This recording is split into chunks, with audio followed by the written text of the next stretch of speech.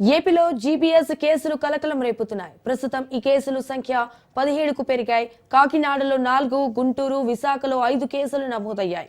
విజయనగరం, విజయవాడ, అనంతపురంలో ఒక్కో case record అయ్యాయి. అయితే ఈ వైరస్ కి 8,000 వ్యాక్సిన్లు అందుబాటులో ఉన్నాయి. ఎన్టీఆర్ వైద్య సేవ కింద ఉచిత చికిత్స అందిస్తోంది కూటమి ప్రభుత్వం. అయితే ఇక వైరస్ గురించి బాధితులు ఎవరు ఆందోళన చెందవద్దని ఆరోగ్య శాఖ సూచనలు చేసింది.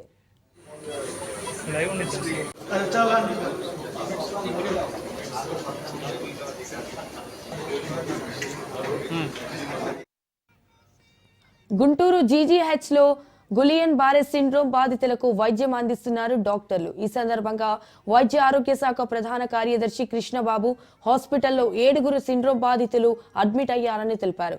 ప్రస్తుతానికి 5 బాధితులు చికిత్స పొందుతుండగా 2 రికవర్ అయి డిశ్చార్జ్ కూడా అయ్యారని తెలిపారు. కాగా ఒకరు పరిస్థితి విషమంగా ఉందని కూడా కృష్ణబాబు తెలిపారు. అయితే ఈ వ్యాధి బారిన పడ్డ వారి చేతులు, కాళ్ళు నీరసంగా ఉంటాయని, పక్షవాతం వంటి సమస్యలు వస్తాయని తెలిపారు.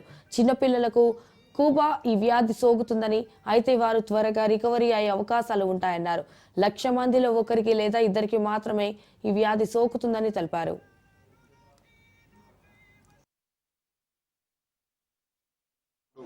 ఇక్కడ ఆన్ బెడ్ ఒక 5 ఉన్నారు. అలాగే స్టేట్ లో డిఫరెంట్ ప్లేసెస్ లో ఇంకొక 5 ఉన్నారు.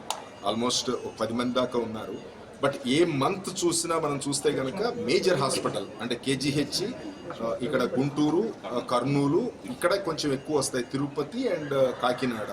సో ఈ పర్టికులర్ హాస్పిటల్స్లో ఎందుకంటే న్యూరో ఫిజిషియన్స్, న్యూరో సర్జన్స్ అందుబాటులో ఉంటారు కాబట్టి ఏ ప్రైవేట్ హాస్పిటల్ నుంచి అయినా వాళ్ళు ఇక్కడికే పంపిస్తూ ఉంటారు. వాళ్ళు మనుషులు ఎఫర్ట్ చేయలేనప్పుడు, ఎఫర్ట్ చేయగలిగినప్పుడు వాళ్ళే టేకప్ చేస్తారు.